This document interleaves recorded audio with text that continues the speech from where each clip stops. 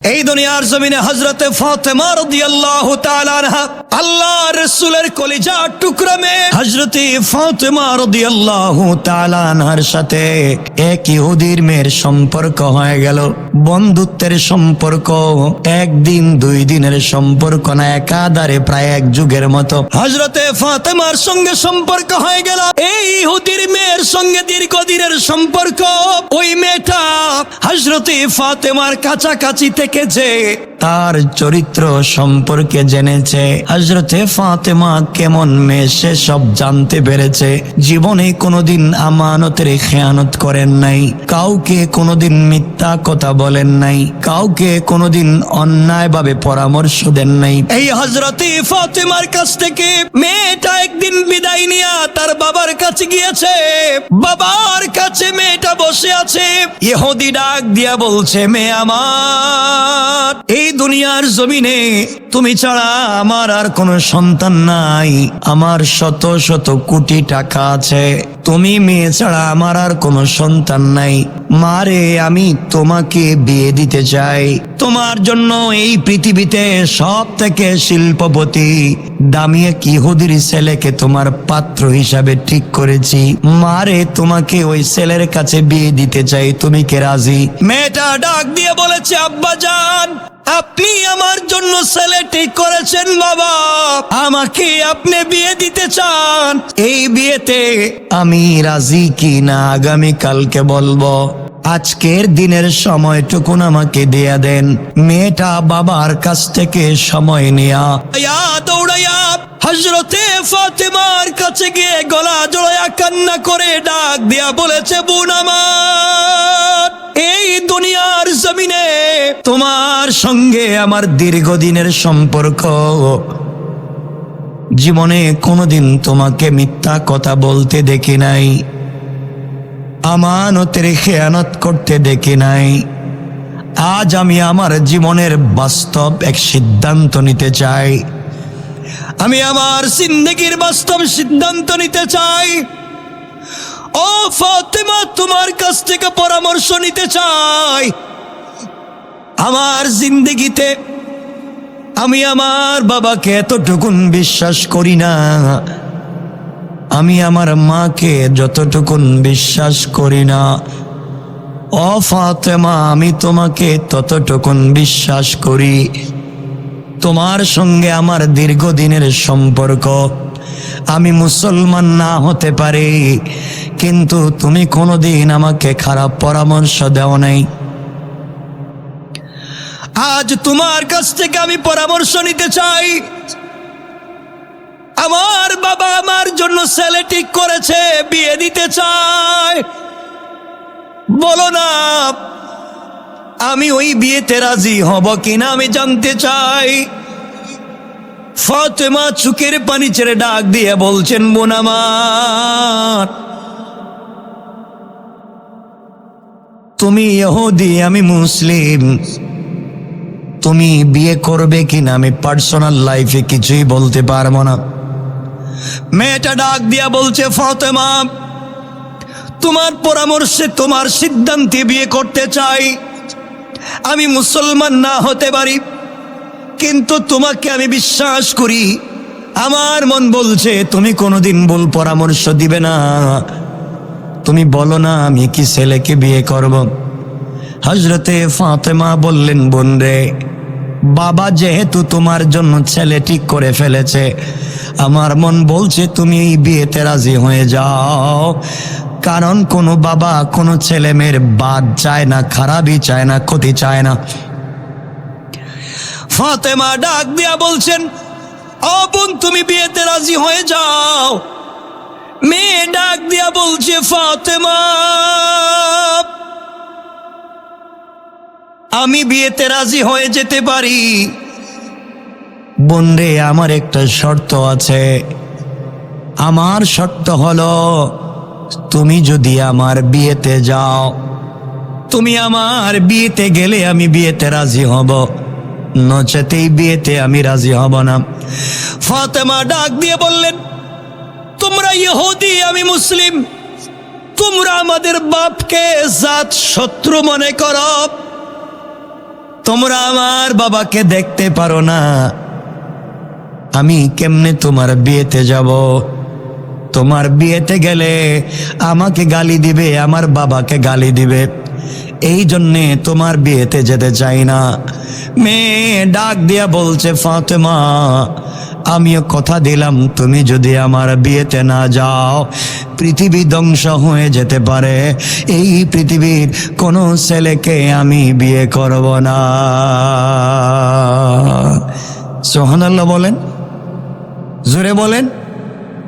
আপনাদের অসুবিধা হচ্ছে? একটু হাত তুলে দেখেন কার কার অসুবিধা হচ্ছে। অসুবিধা হইতেছে?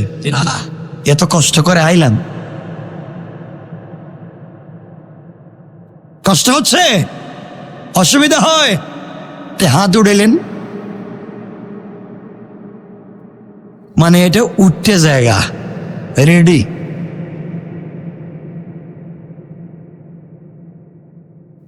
কথা শোনেন, এক ইহুদির মেয়ে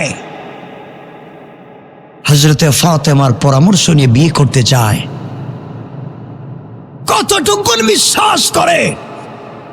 আর আজকালকে অনেক ছেলে মেয়ে আছে নিজের মা বাপকে বিশ্বাস করে না। কথা বলেন না কেন? আমার কষ্ট হয়। একজন মা তার 4 আঙ্গুল পেটে 5টা 6টা সন্তানের জায়গা করে, 5টা 6টা সন্তানকে একজন মা তার 4 আঙ্গুল পেটে ধারণ করে, বড় করে ডেলিভারি করে। কিন্তু 5টা 6টা সন্তান বড় হইয়া 5টা 6টা বাড়ির মালিক হয়, কিন্তু বৃদ্ধা মায়ের জায়গা হয় না। আছে না নাই?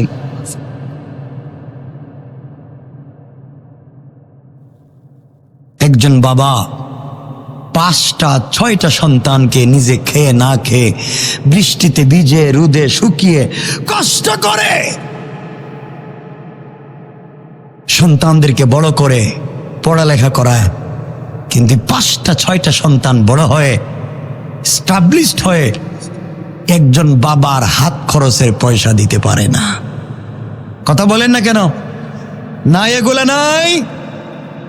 অনেক সন্তান আছে বিয়ের আগে মা বাপকে দেখতে পারে, মায়ের নামে টাকা পাঠায়, বাবার নামে টাকা পাঠায়, বিয়ের পরে আর মা বাপরে দেখতে পারে না। তার লাইফে তার বউ, তার শালি, তার শালা, তার শ্বশুর শাশুড়ি ছাড়া আর কাউকে পছন্দ হয় না। আছে না নাই? এখন শ্বশুর বাড়ি টাকা পাঠায়, বাপরে কয় বুড়া তুমি কিছু বুঝবা না, বাপরে বাপ কয় না, মারে মা কয় না, কিন্তু শ্বশুর বাড়ি গিয়ে শাশুড়িরে কয় আম্মা আপনি আঙ্গুর খাইবেন না আপেল খাইবেন। কথা বলেন না কেন? এগুলা নাই।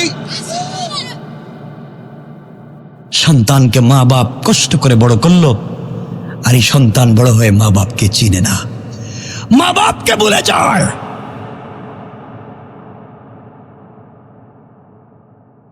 আপনারা তো এই যে সবে বরাত গেল, সবে কদর আসতেছে, দেখবেন গ্রামে গ্রামে বাড়িতে বাড়িতে হুজুরদেরকে দাওয়াত দিয়ে নিয়ে খাওয়ায়, দাওয়াত দিয়ে খাওয়ায়ও হাদিয়াও দেয়। কথা কয় না কেন? তুমি বিপদে পড়েছ, বিদেশ থেকে টাকা হুজুরের কাছে পাঠাইছো দোয়ার জন্যে, গোটা দুনিয়া সমস্ত হুজুর মিলে তোমার জন্য দোয়া করলে হয়তো দোয়া কাজে লাগবে না, কবুল হবে না, কিন্তু তোমার মায়ের হাতে 500 টাকা দিয়া, বাবার হাতে 500 টাকা দিয়া তুমি যদি দোয়া করাইতে পারো, আল্লাহ তাআলা হয়তো আরো আগে দোয়া কবুল করে নেবেন। ঠিক কিনা বলেন? মার জন্য কিছু করতে চায় না, মায়ের জন্য না, বাবার জন্য না। কিছু হলেই হুজুরের কাছে, হুজুরের 500 টাকা দিয়ে, হুজুর আমার জন্য দোয়া করেন, তোমার কপালে ঠাডা পড়ুক, এটা হুজুর দোয়া করব। তুমি দোয়া করো না কেন? তোমার মায়ের কাছে যাও, তুমি আমাকে 1 লাখ টাকা দিয়ে দোয়া করাতে পারো, কিন্তু দোয়ার পরে তোমার কথা মনে থাকবে না। দোয়া যখন শেষ তোমার কথা মনে থাকবে না। মায়ের কাছে যদি যাও 500 টাকা দিয়ে, বলো মা আমি একটা বিপদে পড়ে গেছি, ঝামেলায় পড়ে গেছি, তুমি আমার জন্য একটু দোয়া করো। মা রাত্রে ঘুমাতে পারবে না, বিছানায় মাথাটা লাগাইয়া হাউমাউ করে কাঁদবে আর বলবে আল্লাহ আমার সন্তানের কি হয়েছে কিছু বলতেছে না, আমার তো ঘুম আসতেছে না। আমার ঘুম আসতেছে না, রাত্রে কান্দে, দিনে কান্দে, রাস্তায় দাঁড়িয়ে কান্দে, পুকুরে গিয়া পানিতে ডুব দিয়া কান্না করে, সাজদায় পড়ে কান্দে। আমার সন্তানের কি হয়েছে, ঠিক কিনা বলেন? মায়ের কাছে দোয়া চাইতে পারো না, নিমক হারাম। সে বাবার কাছে বলতে পারেন। সন্তান দামি দামি প্যান্ট শার্ট পরে, দামি গড়ি, দামি মোবাইল নিয়ে রাস্তায় হাঁটে, আর নিজের বাপ ছেঁড়া লঙ্গি পরে ঘুরে। কথা বলেন না কেন? জিন্দেগিতে কাজ হবে না, জিন্দেগিতেও না। এই জন্য আল্লাহর ওয়াস্তে আল্লাহ বলেছেন ওয়াবিল ওয়ালিদাইনি ইহসানা। আল্লাহ বলেছেন আমাকে যারা এক মানবে, এক মানা যেমন ফরজ, মা বাবার ইহসান করাও ফরজ। আবারও বলছি, আল্লাহকে এক মানা যেমন ফরজ, মা বাবার ইহসান করাও তেমন ফরজ। আল্লাহকে মানলে মা বাপকে মানতে হবে, আল্লাহর শুকরিয়া আদায় করলে মা বাবার শুকরিয়া আদায় করতে হবে। রব বলেছেন আনিশকুরলি ওয়ালি ওয়ালিদাইয়া, আমার শুকরিয়া আদায় করলে মা বাপের শুকরিয়া আদায় করো। নিমক হারাম আজ মা বাপরে চিনেই না। ঈদের সময় নিজের ছেলে মেয়ের জন্য, নিজের স্ত্রীর জন্য পোশাক কিনে, নিজের শ্বশুর বাড়ির পোশাক পাঠায়, কিন্তু নিজের মা বাপের জন্য করতে পারে না। কথা বলেন না কেন? নাই এগুলো এলাকায় নাই। অনেক সন্তান আছে বলে বুড়ার কারণে কিছু করতে পারলাম না, এই বুড়াটার কারণে আমি কিছুই করতে পারলাম না। বলেন এই কথাগুলো সমাজকে নষ্ট করে দিয়েছে। আশেকের রসুলের এলাকায় অভাব নাই, সব আশেকের রসুল। তো রসুল বাবা হিসাবে কেমন ছিলেন একটি দিন জানলেন না। আমার রসুল স্বামী হিসাবে কেমন ছিলেন একদিন জানলেন না। কষ্ট হচ্ছে আমার কথায়? এই যে জোয়ান এখানে বসে রয়েছে, অনেকগুলো জোয়ান। এই শোনো জোয়ানেরা, যারাই বসছো, যারা বসছে, এতে কয়েক হাজার, মানে হাজার গুণ, হাজার রে ডাবল ট্রিপল ফোরপল গুণ দিলে যা মানুষ হয়, এর চাইতে বেশি তো জুম্মাই থাকে। আমি চিন্তা করতেছি, মনে হয় এরা গুরুস্থান থেকে উঠতে এখানে চলে এসেছে মুর্দা।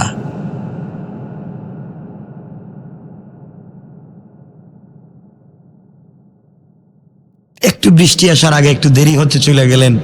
আমি বেনাপুল থেকে আসছি, তাও এখানে আসলাম কখন আর এখানে আইলাম কখন আমি নিজেই তো বুঝতেছি না। ও ঢাকা থেকে আইলাম কখন মিঠামইনি, আর এখান থেকে এখানে আইলাম কখন, এটা তো আমি নিজেই বুঝতেছি।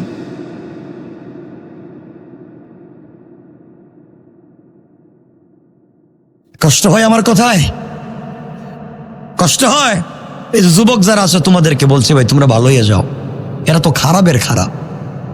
এরা যে খারাপের খারাপ হইছে, চুল কাটে, বাংলা লিঙ্ক কাটে, এখানে নাই ওখানে নাই ওখানে নাই, মাঝখানে রাখতে দেয়, মনে হয় ছাগল ঘাস খাইয়া মাঝখানে জমা করে রাখছে।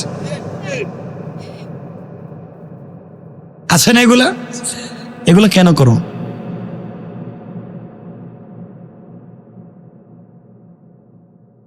এগুলা করা যাবে? বলেন করা যাবে?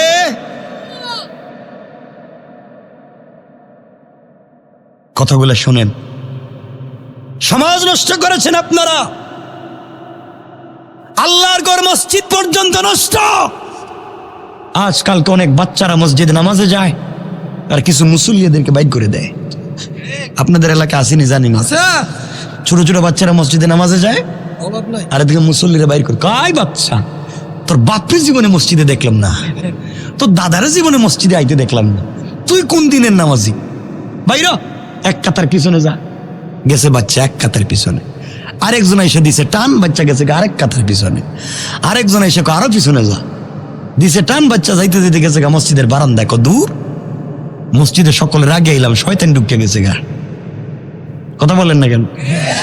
জুমাবারে দেখবেন কিছু লোক আছে জুমার নামাজে সবার শেষে যায়, ইমাম সাহেব খুতবা দিতেছে, হে মসজিদে গেছে, গিয়েই কয় সর সামনে জায়গা দো, বগল তোলা জুতো একটা নিয়ে যাইতেছে গা সবার আগে। কথা কয় না কেন?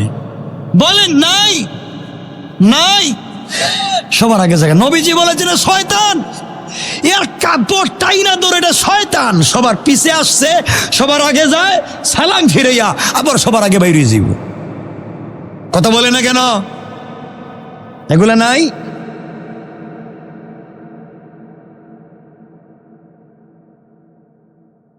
সমাজটারে নষ্ট করে দিলেন। রাগ করেন না, এখানে কেউ রাগ করবেন আপনারা।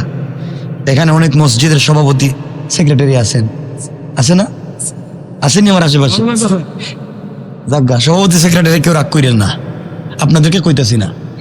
আপনারা ভালো মানুষ বিদে ওয়াজে আইছেন, ওয়াজ করাইতেছেন, কিন্তু সমাজ নষ্ট করে দিয়েছেন। মাদ্রাসা নষ্ট, মসজিদ নষ্ট, বাড়ি নষ্ট, গ্রাম নষ্ট, পঞ্চায়েত নষ্ট, শেষ পর্যন্ত মসজিদ পর্যন্ত নষ্ট। ম্যাক্সিমাম মসজিদের সভাপতি সুদখোর, ক্যাশিয়ার ঘুষখোর, সেক্রেটারি দুর্নীতিবাজ আর চাঁদাবাজ, বদমাইশ, ফেন্সিডিল ব্যবসায়ী, ইয়াবা ব্যবসায়ী, সান্দাবাজি করে, মানুষের জায়গা জমি দখল করে, সব খাইয়া শেষ বয়সে মসজিদের দায়িত্বশীল হয়ে যায়। নাই?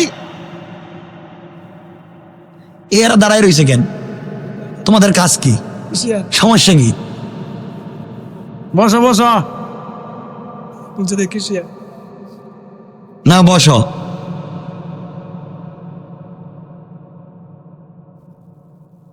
কথা কি বুঝতেছেন আমার?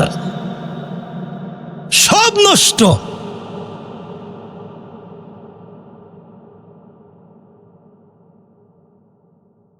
এত কিছু সমাজে চলতেছে, রাগ কইরেন না বাবা। সমাজরে খাইতে খাইতে একবারে খায় ফেলাইছে। এখন মসজিদ মাদ্রাসার কেসের টাকা দিয়েও অনেকে ব্যবসা করে খায়। কথা বলেন না কেন? সব খাইয়া দাড়ি দুড়ি রাখিয়া জুব্বা চাব্বা লাগাইয়া বসে রয়েছেন অলিয়া উলিয়ার মতো। এখানে সবাই মনে হচ্ছে স্যার আল্লাহর অলি। সব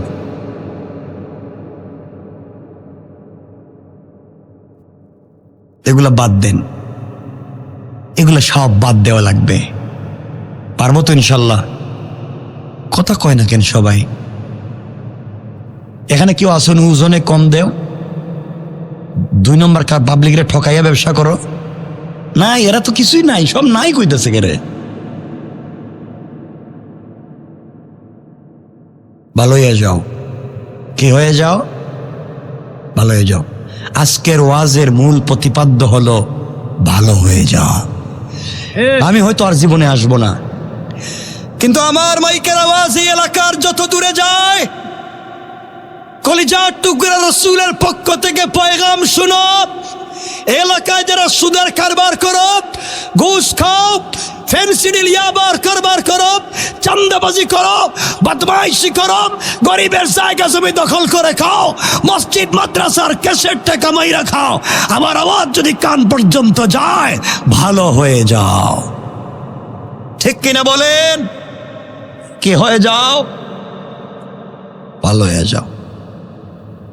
সকালে ঘুম থেকে উইটা এদিকে যদি দেখেন একজন হাইটা যাইতেছে গা সুদের কারবারি, পিছনে গিয়া বলবেন আঙ্কেল ভালো হয়ে যাও। পারবেন না? পারবেন না? এদিকে একজন সান্দাবাজ যাইতেছে গা, পাবলিকে সান্দাবাজি করে খায়, পিছনে গিয়া বলবেন আঙ্কেল ভালো হয়ে যাও। আজান হইতেছে মসজিদে, এরা চার দোকানে বসে বসে বদনাম করতেছে, চার দোকানে গিয়ে লম্বা সালাম দিয়ে বলবেন ভালো হয়ে যাও। হেরা মনে করবো এইমাত্র আজরাইলিস। কথা কন না কেন? সব ফালাইয়া বাঁকবো এরা, আর না। তাহলে কি হয়ে যায় আমরা? ভালো হয়ে সবাই বলেন না কি হয়ে যায়? আপনাদের এলাকা আছে কিনা জানি না, দেখবেন অনেক লোক আছে ফজরের নামাজে, ফজরের সময় রাস্তাঘাটে পাবলিকরে ডাকে, উঠেন আজান হয়ে গেছে, জামাতে আসেন, মসজিদে ডাকে না? ডাকেনি অনেকে? অনেকে ডাইকা ডাইকা ডাইকা ডাইকা মানুষের মসজিদে জামাতে নিতে আসেন আসেন, অথচ হে রাস্তায় পাবলিকরে ডাকতেছে ঘুম থেকে উঠেন মসজিদে আসেন, আর হে তার পাশে বউরে ঘুম পাড়ায় রাখতেছে উঠে না। কথা কেন? নিজের বউ কাছে ঘুমায় রয়েছে, হেরে তুলতে পারে না, কেন হেরে তুললেই পিটাইব, হেরে কিছু কয় না। নিজের ছেলে মেয়ে করে ঘুমাইতেছে, হেদেরকে ঘুম থেকে উঠে আনতে পারে নাই, রাস্তায় সে পাবলিকরে ডাকে। আল্লাহ কয় কি তারে শয়তান, ঘরের ভিতরে সবগুলো ঘুমাইতেছে, আর তুই দেখি পাবলিকরে ডাকতেছস রাস্তায়। কথা কন না কে রে?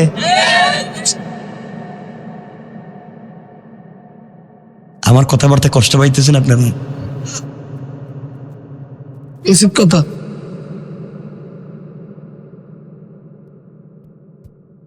আল্লাহ আমাদেরকে হেফাজত করে, বলেন আমিন।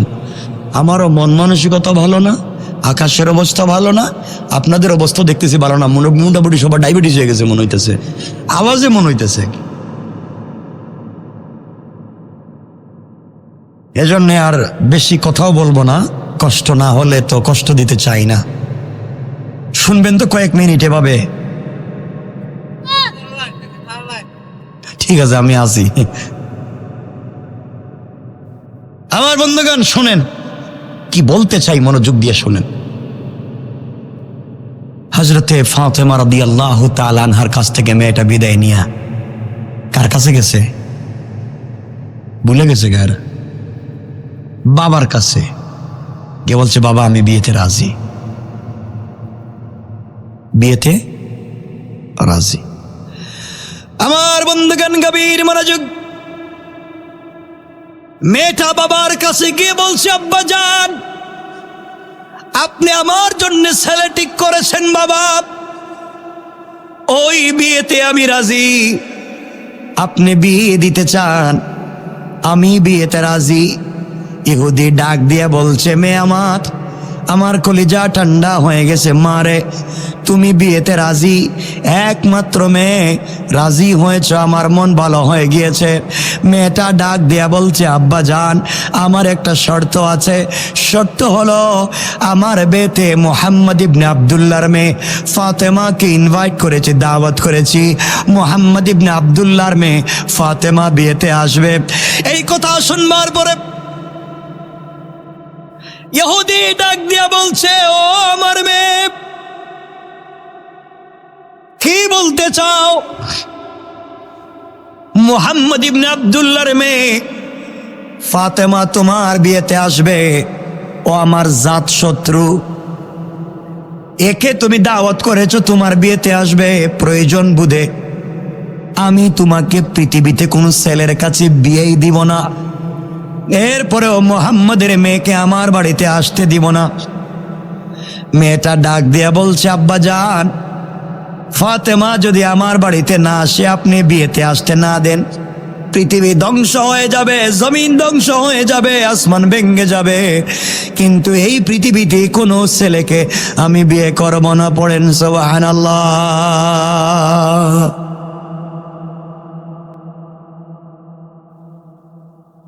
বেচারা বিপদে পড়ে গিয়েছে।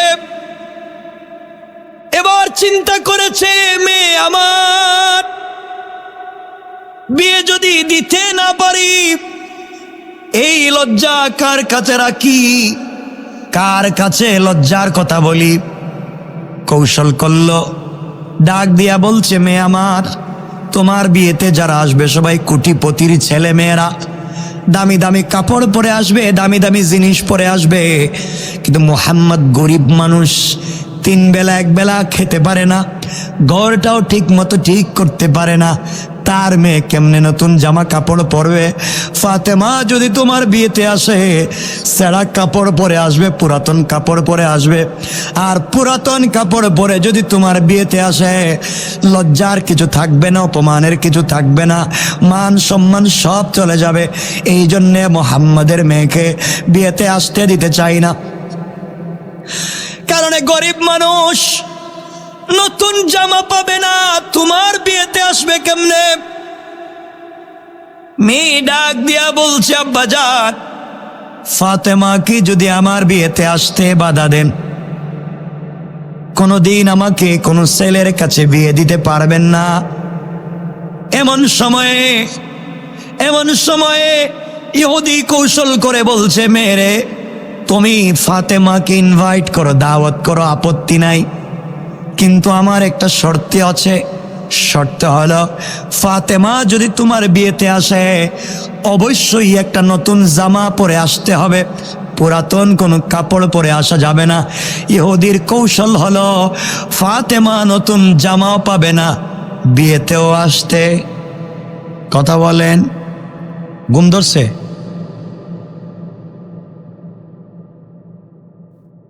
এরকম কবরে গেলে ফিডাইয়া ফিরিস্তারা কথা কেমনে বাইর করে লাগে হেডে এরা ফিরিস্তারা জানে, এমন পিডানি দিব কবে সেদিন তোমরা ওয়াজে কথা কইলে না কেরে কয়ে দিব মাইস না কইতেছেন না।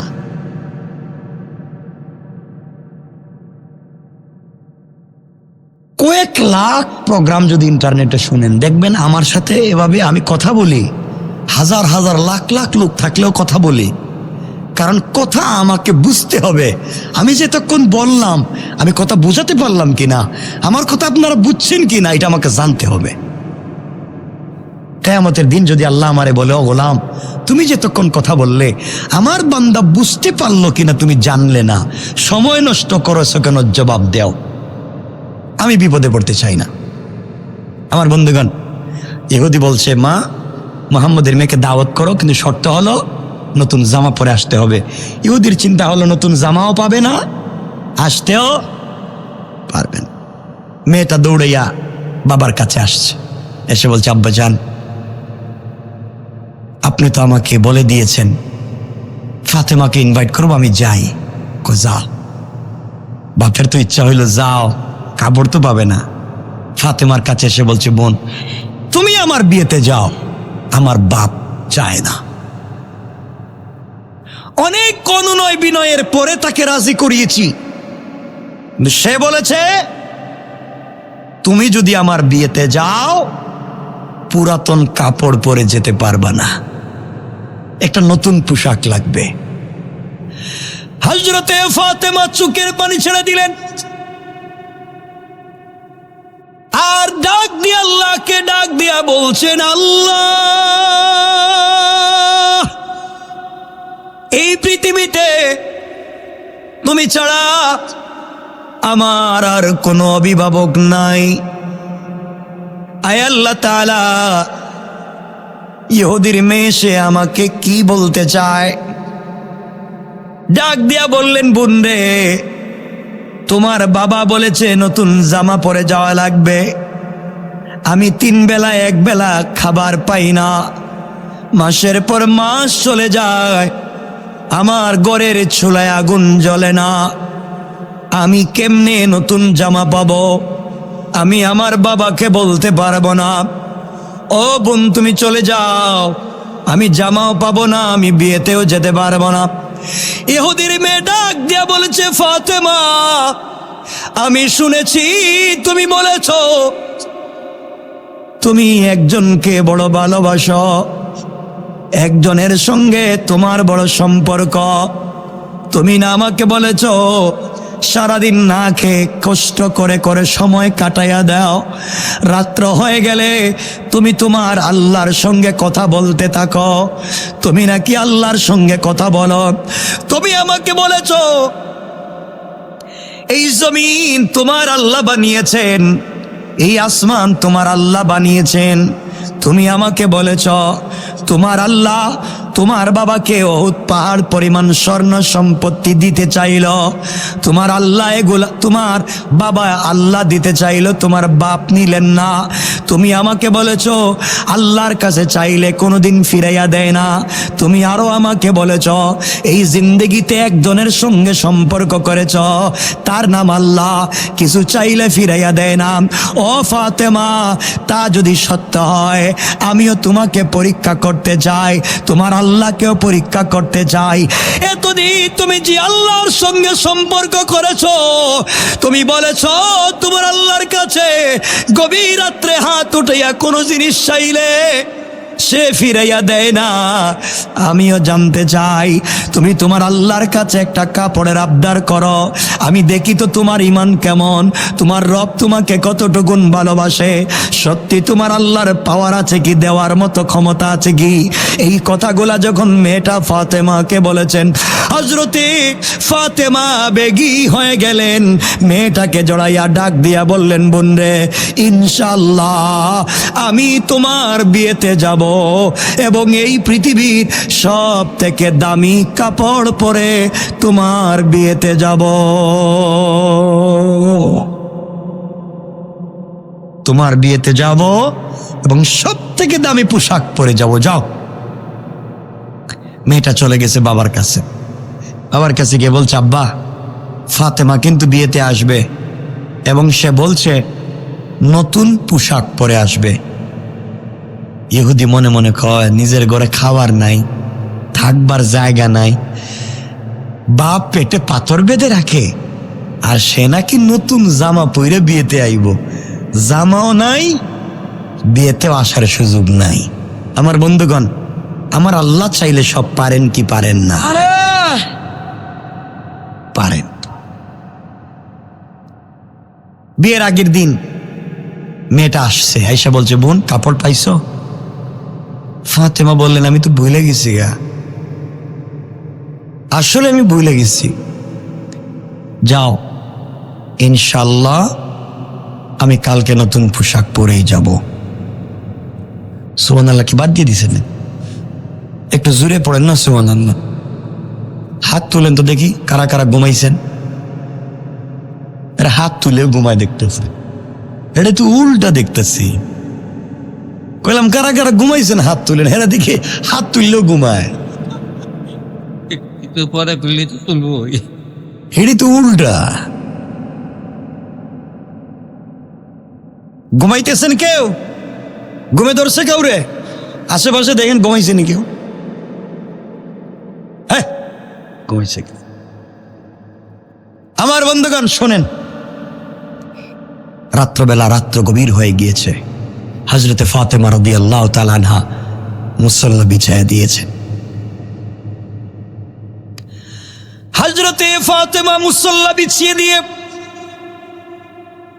আল্লাহর কদমে সিজদায় পড়ে গেলেন আর আল্লাহকে ডাক দিয়ে বলছেন, আল্লাহ,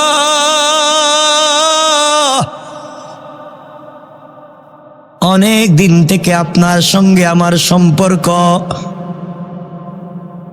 আমি ফাতেমা সারাদিন না খেয়ে থাকি, কোনদিন আমরা মাত্র সাদা পানি পান করে দিন কাটাইয়া দেই, কোনদিন একটা খেজুর খেয়ে দিন কাটাইয়া দেই। ও মুনিব, এরপরেও মনে কোনো কষ্ট নাই। যখন রাত্র হয়ে যায়, রাত্রবেলা তুমি যখন সিজদায় আমি গেলে কথা বলো, আমার দিনের সবগুলা কষ্ট দূর হয়ে যায়। আয় আল্লাহ তাআলা, এই দুনিয়ার জমিনে আমি ফাতেমা আজ পর্যন্ত তোমার কাছে আমি কিছু চাইলাম না, তোমার কাছে এই জীবনে কিছুই চাইলাম না। তুমি আমাকে ভালোবাসো, নামাজে জবাব দাও, আমিও তোমাকে ভালোবাসি, সারাদিন তোমার নাম জপি। আয় আল্লাহ তাআলা, এবার আমি পরীক্ষা করতে চাই তুমি সত্যি আমাকে ভালোবাসো কিনা। আয় আল্লাহ, আজ আমি তোমার কাছে একটা জিনিসের আবদার করব। জীবনে তোমার কাছে আমি কিছুই চাইলাম না, আজ আমি তোমার কাছে একটা জিনিসের আবদার করব। ওইটা আমি ফাতেমার চাহিদা পূরণের জন্য না, আমার জৈবিক চাহিদা পূরণের জন্য না, আমার শারীরিক চাহিদা পূরণের জন্য না, আমার সৌন্দর্য বাড়াবার জন্য না। আয় আল্লাহ, তোমার কাছে একটা জিনিসের আবদার করব।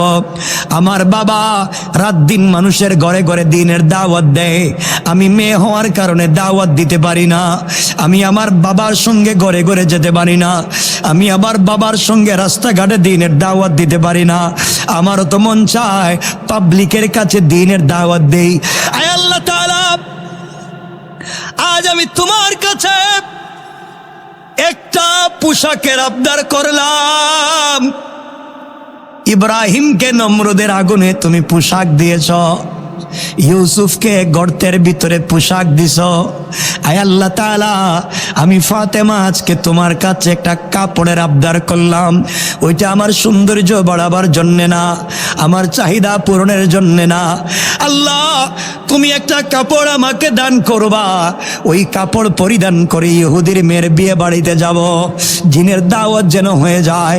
ওই বাড়িতে যাওয়ার পরে যত ইহুদির মেয়ে, এই বিয়ে বাড়িতে যত মানুষ জমা হবে, সকল মানুষ যেন আমার কাপড়ের দিকে তাকায়া কালিমা পড়ে মুসলমান হয়ে যায়। আল্লাহ, তোমার কাছে একটা কাপড় চাইতেছি, এই কাপড় পরে আমি ইহুদির মেয়ের বিয়ে বাড়িতে যাব, যেন এই কাপড় দেখেই তারা কালিমা পড়ে মুসলমান হয়ে যায়, আমার চাহিদার জন্য না, দ্বীনের দাওয়াতের জন্য। আর জোরে বলেন না সুবহানাল্লাহ। আমি কি রাইখা দিমু?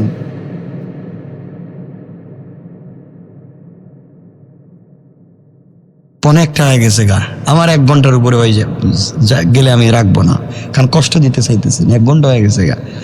কালকে রাত্রে খাবার খাইছিলাম, মানে ভাত, কালকে রাত্রে বেনাপুলে, আর আজকে রাত্রে হয়েছে 1টা, এর ভিতরে আমি ভাত খাইনি। আলহামদুলিল্লাহ, হুজুর মইরা যান, আলহামদুলিল্লাহ। আমি চাইছিলাম যে কিশোরগঞ্জে এসে কিছু খাবো, চা পান করার চেষ্টা নিয়ত করছিলাম, তো ফেরির এখানে এসা সব ভুলে গেছি গা, এই অবস্থা দিকে সব ভুলে গেছি। টেলিফোনে বলছিলাম ভাই এখানে এসে কিছু খাবো, কিন্তু আপনাদের অবস্থা দিকে হেডে ভুলে গেছি। ঠিক মাশাআল্লাহ। মানে চিন্তা করতেছি কি হয়।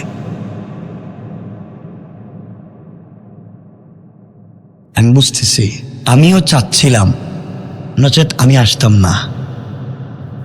আমি এখানে আসছি 10টা 15, আর এখানে আইলাম এই, কি করতাম? আওয়াজ 12টায় শেষ হয়ে যায় সব সময় এলাকায়, চিনি মানুষ সবাই গেছে।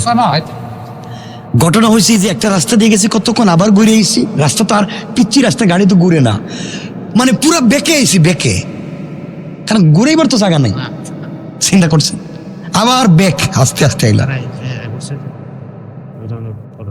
গিয়া দেখি এরা ব্রিজে একটা কালভার্টের কাজ করতেছে, এটাই বিপদ।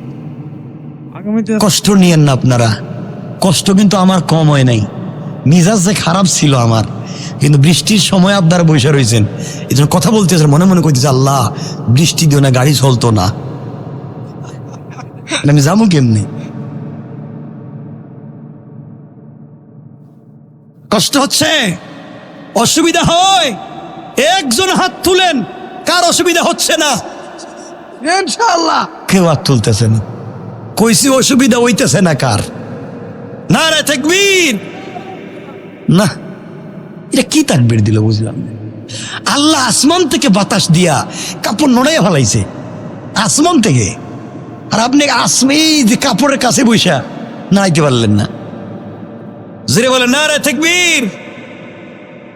না, হইতেছে না।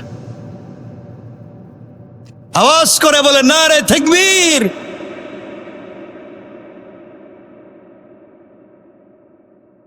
কি কইছে এটা? মাসটা 14 মাস, চৈত মাস মানে কি? অরণ্য মাস, চৈত্র মাস কি হয়েছে দিলে? আর ভালো হয়েছে তো, অভাবের মাস। আমার বন্ধুগণ কথাগুলো শুনেন।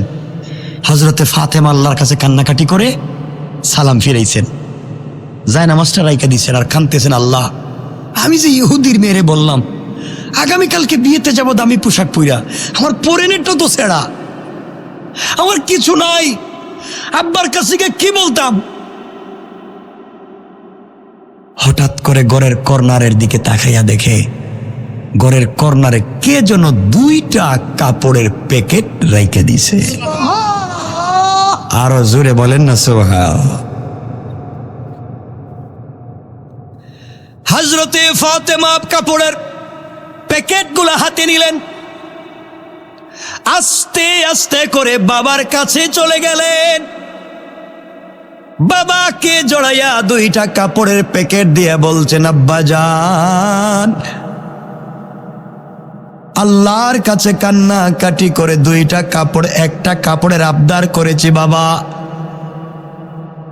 সালাম ফিরাইয়া দেখি ঘরের কর্নারে কাপড়ের প্যাকেট, কে রেখে গিয়েছে, কোত্থেকে আসছে আমি জানি না।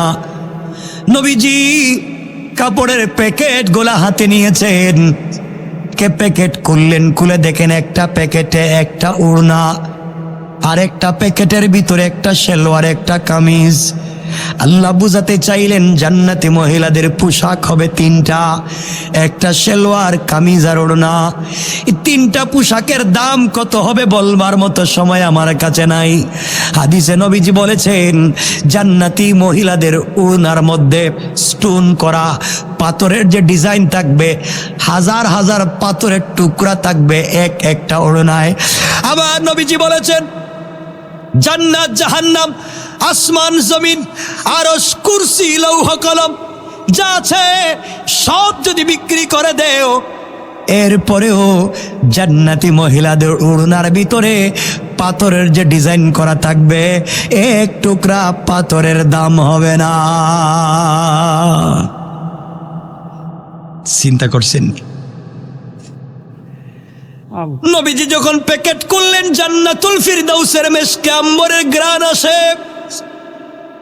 চিন্তায় পড়ে গেলেন এই পোশাকটা কে বানিয়ে দিল?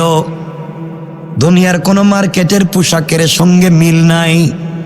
এত সুঘ্রাণ আসে, এটার মধ্যে কে জাফরান আতর লাগাইয়া দিল? ফাতেমা বলছেন আব্বা জান আমি কিছুই জানি না। হঠাৎ নবীজি দেখেন, শুনতে পাইলেন জিবরিল আমিন দরজায় এসে হাজির। ফাতেমাকে বললেন মা একটু ভিতরে যাও। ফাতেমা ভিতরে পৌঁছে গেলেন, জিবরিল আমিন হাজির হয়ে গেলেন। সালাম দিয়া বলছেন ইয়া রাসূলুল্লাহ, ইয়া হাবিবাল্লাহ, ও পয়গম্বর আরবি, আপনি হাতে পোশাক নিয়ে চিন্তা করতেছেন কোত্থেকে আসলো? ওগো পয়গম্বরে আরবি, আমি ছিলাম সিদরাতুল মুনতাহায়। আল্লাহ আমাকে ডাক দিয়ে বলছেন জিব্রাইল কই? আমি বললাম আল্লাহ আমি সিদরাতুল মুনতাহায়। আল্লাহ বলেন জিব্রাইল রে, ফাতেমা যে কথাগুলা বলছে আমি আল্লাহর রহমতের সাগরে জোশ উঠে গিয়েছে। যা একটু জান্নাতুল ফিরদাউসে যা, জান্নাতুল ফিরদাউস থেকে আমার ফাতেমার জন্যে এক সেট কাপড় নিয়ে চলে যা। পয়গম্বরে আরবি জান্নাতুল ফিরদাউস থেকে ফাতেমার জন্য কাপড় আনছি। আপনার মেয়ে যে আপনার ঘরে থেকে খেয়ে না খেয়ে আল্লাহর সাথে এত সম্পর্ক করেছে আপনি জানেন না। হযরতে জিবরিল আমিন চলে গেলেন, নবীজি ফাতেমাকে জড়াইয়া চোখের পানি ছেড়ে কান্না করে বললেন ফাতেমা,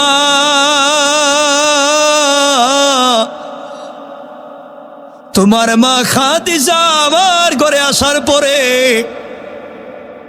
যার কোটি কোটি টাকার সম্পদ ছিল সব ছেড়ে দিল, সব বাদ দিয়া দিনের জন্য ছেড়ে দিয়া খেয়ে না খেয়ে পড়েছিল।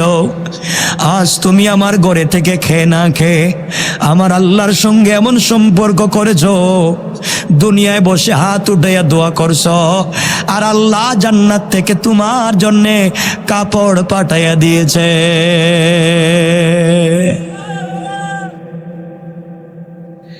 নবীজি বললেন ফাতেমা, এই কাপড় পরে আগামীকালকে তুমি কোথায় যাইবা? ফাতেমা বলছেন আব্বা জান আমি ইহুদির মেয়ের বিয়ে বাড়িতে যাব, দিনের দাওয়াতের নিয়তে যাব। নবীজি বললেন মারে অবশ্যই যাইবা, কিন্তু পর্দার সঙ্গে যাইবা। নবীজি বুঝতেন নারীরা যেদিন নতুন জামা কাপড় পরে ওই দিন কিন্তু পর্দা করে। কথা কন, নতুন যেদিন জামা কাপড় পরে বিয়েতে যায় ওদিন আর পর্দা করে না। আর কিছু বউ আছে আজকাল, স্বামী তো জানেই না মার্কেট কোন দিকে, মার্কেটের রাস্তা কি, সিপা সাপা সব বউ জানে। কথা কন না, বউ মার্কেটের সব সিপা সাপা চিনে, এমনকি ম্যানেজারের টেলিফোন নাম্বারও আছে। কথা কন না কেন, আসে না? স্বামী আগে স্বামী যাইতো বউরে নিয়ে মার্কেটে, এখন বউ যায় স্বামীরে নিয়ে। দেখবেন ব্যাগ একটা হাতে নিয়ে বউ যাইতেছে সামনে দারোগার মতো, আর স্বামী বাচ্চা একটা কুলে নিয়ে পিছনে করতেছে। কথা বলেন না কেন, হে বাচ্চা নিয়ে হে করতেছে পিছনে। কি দুনিয়া পড়ছে, জিন্দগিতে স্বামীরে সালাম দেয় না বউ, মার্কেটে গিয়ে ম্যানেজারে সালাম দেয়। কথা কন না কেন? আমার বন্ধুগণ, ফাতেমা বলছেন বাবা আমি যাব, বিয়েতে যাব, পর্দার সাথে যাব। আমার বন্ধুগণ চিন্তা করেন, সরকারে কায়নাতের মেয়ে, তু জাহানের সরদারের মেয়ে, যিনি ভবিষ্যতে হবেন সাইয়্যিদাতু নিসাই আহলিল জান্নাহ, জান্নাতি মহিলাদের সরদারিনী, সৈয়দা শাবাবি আহলিল জান্নাহ, জান্নাতি যুবকদের সরদার হাসান হুসাইনের মা আসাদুল্লাহিল গালিব, আল্লাহ যাকে বিজয়ী বাঘ বানিয়েছেন তার স্ত্রী যিনি হবেন, তার সৌন্দর্য কম না বেশি? বেশি।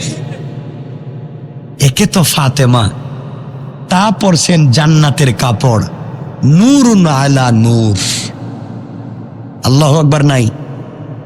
আপনাদের আওয়াজ কমতেছে, আমি রেখে দিব এখন। একটা হয়ে যাইতেছে ভাই, একটা হয়ে গেছে।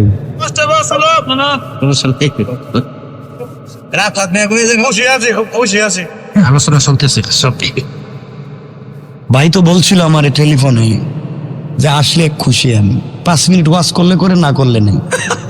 তাহলে আইসা গেলে আমি খুশি, তো আমার ইজ্জত বাঁচবো। এখন আপনি মইরা আসেন আর জিন্দা আসেন, তা আসেন, চিন্তা করছেন তো আমি মরার জিন্দা দুটার মাঝখানে আইছি, তাও কথা কইতে কইতে 1 ঘন্টা হয়ে যাইতেছে। কষ্ট হচ্ছে? ডায়াবেটিস নাই? কি তা কয়? আমার বন্ধুগণ শোনেন, হযরতে ফাতেমা বিয়ে বাড়িতে যাচ্ছেন, সুবহানাল্লাহ বলেন। আস্তে আস্তে করে ইহুদির মেয়ের বিয়ে বাড়িতে ঢুকে গেছেন। শত শত মেয়েরা এই বাড়িতে, হাজার হাজার কোটি টাকার মালিক মেয়েরা, অর্নামেন্টস, জুয়েলারি, স্টাবলিশড, যারা এডুকেটেড, স্টাবলিশ, ফ্যাশন করে, ডিজাইন করে, সব থেকে স্মার্ট অর্নামেন্টস পরে বিয়ে বাড়িতে আসছে কোটিপতির মেয়েরা। ফাতেমা বাড়িতে ঢুকে গেছেন। যখন ইহুদির মেয়ের বিয়ে বাড়িতে ঢুকা, যেই করে মেয়েটাকে সাজিয়ে রাখা হয়েছে নতুন বধূর মতো, এই ঘরে ঢুকছেন, সাথে সাথে জান্নাতি পোশাকের আলোতে পুরা ঘর আলোকিত হয়ে গেছে। জান্নাতি পোশাকের মেশকে আম্বরের গানে পুরা ঘর মুখরিত হয়ে গেছে। সুবহানাল্লাহ বলেন। মহিলারা কয়, ফাতেমা হেডি কি নিয়ে আইলো? সব মহিলারা নতুন বধূর থেকে মুখ ফিরাইয়া এখন ফাতিমার কাছে আইতেছে, কাপড়ে হাত দিতেছে, গ্রান শুকতেছে। কি রে, এটা ডিজাইন তো কোনো এলাকায়, মিঠামইনের কোনো মার্কেটেও নাই, কিশোরগঞ্জের কোনো মার্কেটে এমন ডিজাইন নাই, বনানী, ধানমন্ডি, গুলশান, বাড়িদারা, গুলিস্তান, সদরঘাট কোনো জায়গায় তো লাগতেছে না। এই ডিজাইন পাইলো কই?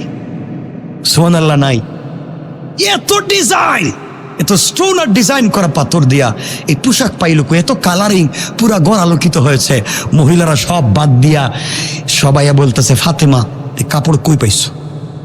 এত সুন্দর কাপড়, গরিবের মেয়ে, খাওয়ার নাই, এত সুন্দর কাপড় কই পাইছো? ফাতেমা বলছেন, এটা কিনে আনছি। সুবহানাল্লাহ বললেন না? মহিলারা চিন্তা করে কিনে আনছে, খাওয়ার নাই, গড়ে থাকবার জায়গা নাই, এটা কোথায় কিনে আনলো? এই ডিজাইনের কোন কাপড় তো আমরা মার্কেটে পাইলাম না। ফাতেমা বলছেন, শোনো, আমি যে কাপড় কিনে আনছি, তোমাদের বাপ দাদা 14 গোষ্ঠী সম্পত্তি বিক্রি করলেও এই কাপড়ের ডিজাইন হইতো না। বাপ সাপ ধরার দরকার নেই, কাপড় একবার হাত দিয়ে গ্রান লাগাই আনো। সুবহানাল্লাহ বললেন না? মহিলারা তো জেদি মানুষ, জিদ বেশি নাকি? যে 2টা গেছে গা, কই কি গরিবের মেয়ে, কাপড়ে নাকি শুকতাম, এই কাপড় আমরা কিনতে পারতাম না। মহিলারা বলেন, শোনো, ফাতেমা বলছেন, শোনো, ভাবভঙ্গি ধরে লাভ নাই, এই কাপড় যা দেখবার দিক গেল, এটা কিনতে পারত না। মহিলারা বলছে, ফাতেমা কাপড়ের দরকার। ফাতেমা বললেন, তোদের কিডনি বিক্রি কইরা, তোদের বাপ দাদা 14 গোষ্ঠী সম্পত্তি যদি বিক্রি কইরা দেশ, আমার কাপড়ের 1 টুকরা পাথরের দাম হইতো না। মহিলারা কয়, আজকে বিয়ার দরকার নাই, বিয়ার বন্ধ। ফাতিমা এত বড় হুমকি দিল, আমাদের বাপদাদের টাকা থাকতে তার কাপড়ের পাথরের দাম হইছে না, বিয়ার দরকার নাই, বন্ধ করতাম না, বাপ যদি কাপড় আমারে না দেয়। সুবহানাল্লাহ নাই? বাপ এই কাপড় পাইবনি কই? কোন জায়গায় আসেনি। বাপ গেছে, বাপের কাছে গেছে, দেখো আব্বা, আপনি আমার এই কাপড়টা কোত্থেকে দিচ্ছেন? কয়, পৃথিবীর সব থেকে দামি কাপড়। কয়, আপনি একটু আসেন তো, ফাতেমার কাপড়টা দেখেন। কয়, মা আমি তো দেখছি। হিডা কি আর এটা কি? আমার তো মনে হইতেছে আমার যেটা দিছো এটা দিয়ে ফাতিমার জুতাই মুছা যাবে না। বাপকে আমিও তো বুঝতেছি হেডেই। কিন্তু হে কাপড়টা কই পাইলো, কোন মার্কেটে পাইলো? আমি পুরো মার্কেট শুদ্ধ কিনে আনবো, কিন্তু হে কাপড় তো নাই। আমি আর বিয়া করতাম না, তুমি আমার এই কাপড় এনে দাও। যারা বিয়া বাড়িতে আসছিল তারা কেউ তাদের বাপকে, কেউ ভাইকে, কেউ স্বামীকে বলছে, তুমি কেমন স্বামী হইছ? ফাতেমা কি কাপড় কিনছে আর তুমি আমার কি দিছ? এই কাপড় এনে দাও। আল্লাহ, বিয়া নাই, সব খাবার বন্ধ। বাবুর সিঁড়ি কইছে খাবার দিবি না কাউরি। সুবহানাল্লাহ বললেন না? খাবার বন্ধ, বিয়ে শাদী বন্ধ, কাপড় লাগবে। এই কাপড় কি কিনতে পাওয়া যাইব? কাপড় কই পাওয়া যায়? নাই। সবাই তো আছে চিন্তা, এবার আমরা ওয়াজ বন্ধ করে দিই, আগামীতে এসে কাপড় কিনে দিই উনি। হ্যাঁ, আরে রাত্র কাটায় কাটায় একটা হয়ে গেছে গা। একটা শ্রোতা আর যায় না, কিন্তু যে শ্রোতা আছে সবাই তো আছে, সবাই মনোযোগ নিয়েছে। সবাই কেউ যাবে না। কষ্ট পাচ্ছেন আপনারা?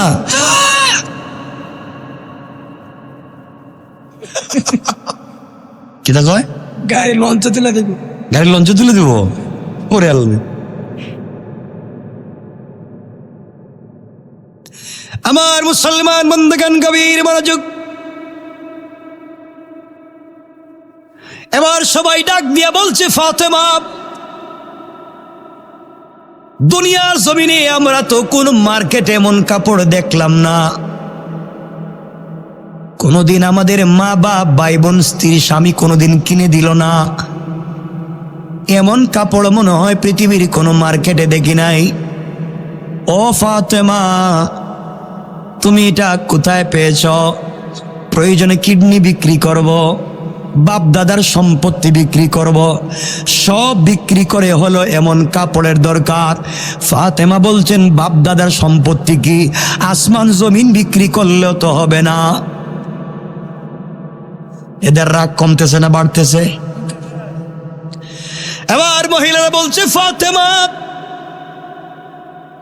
কোন দোকান থেকে কাপড় কিনেছ আমাদেরকে দোকানের নামটা বলে দাও। কোন মার্কেট থেকে কিনছো আমাদেরকে বলে দাও। ফাতেমা বললেন, আমি যদি বলি তোমরা কি যেতে পারবে, কিনতে পারবে? ফাতেমাকে সকল মহিলারা বলছে, ফাতেমা তুমি যা বলবে সব কথা মানি, এরপর এমন মার্কেটে যাওয়া দরকার। এবার ফাতেমা বললেন, শোনো রে, আমি যেই মার্কেট থেকে কাপড় কিনেছি ওই মার্কেটের নাম জান্নাত। যেই দোকান থেকে কাপড় কিনেছি ওই দোকানের নাম জান্নাতুল ফিরদাউস। ওই দোকানে গেলে পরে আমার চাইতে আরো দামি দামি কাপড় পাইবা।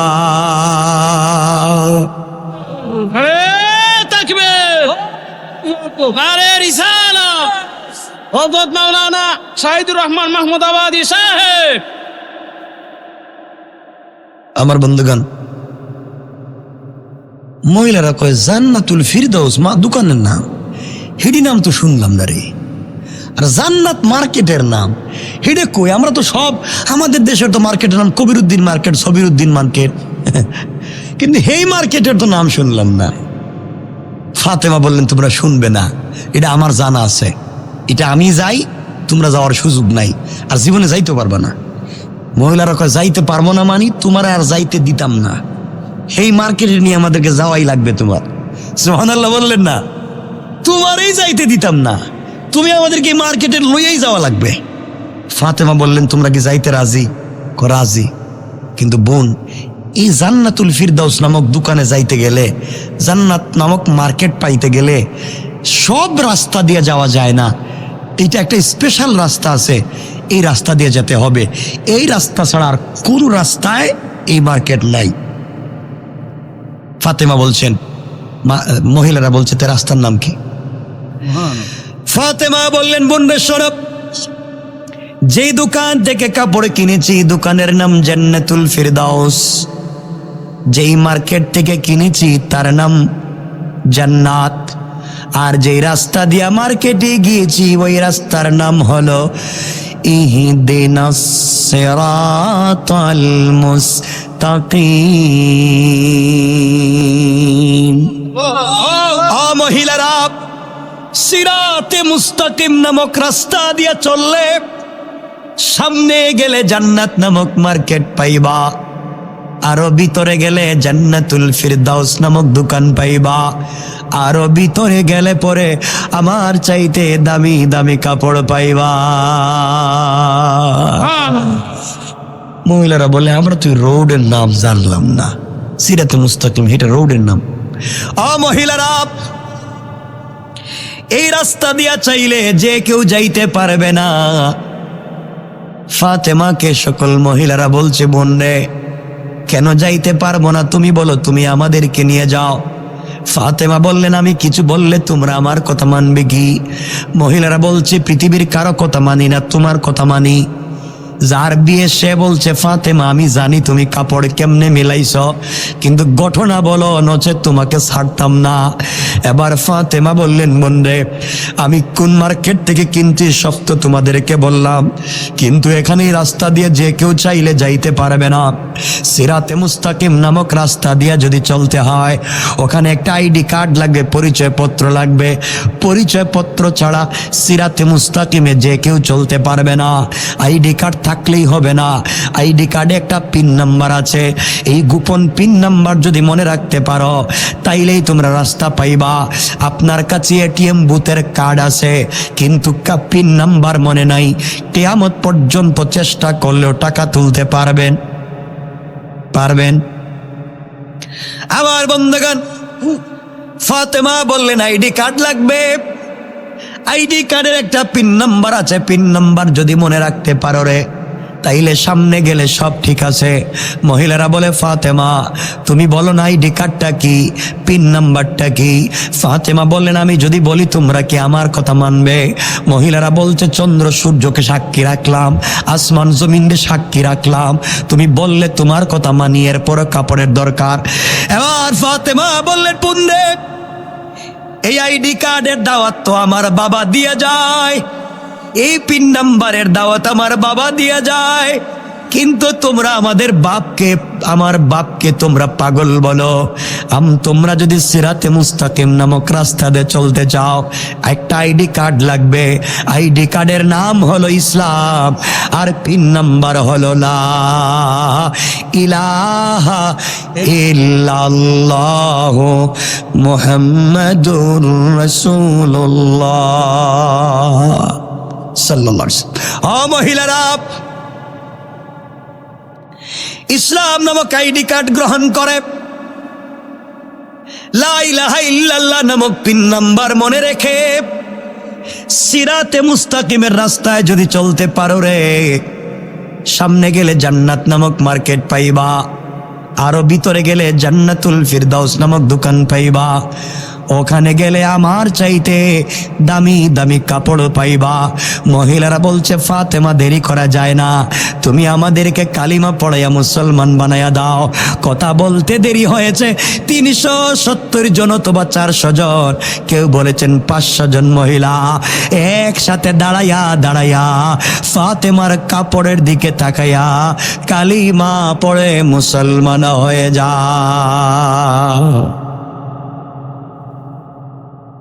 আমার বন্ধুগণ, একটা পোশাকে কই নিয়ে গেল।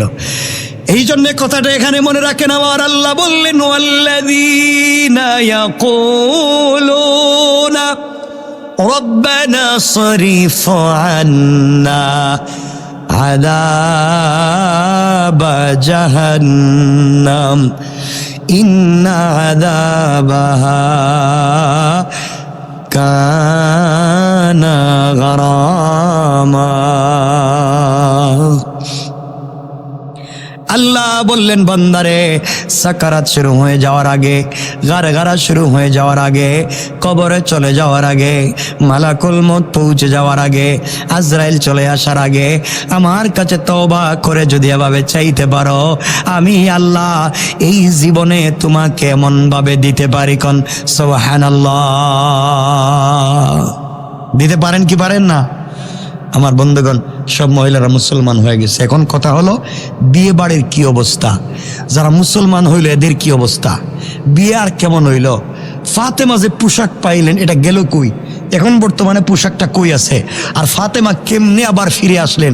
ঘটনা বাকি কি সব রাইকা দিলাম না। আপনারা আর বলবেন না বাবা, 1:15 হয়ে গেছে।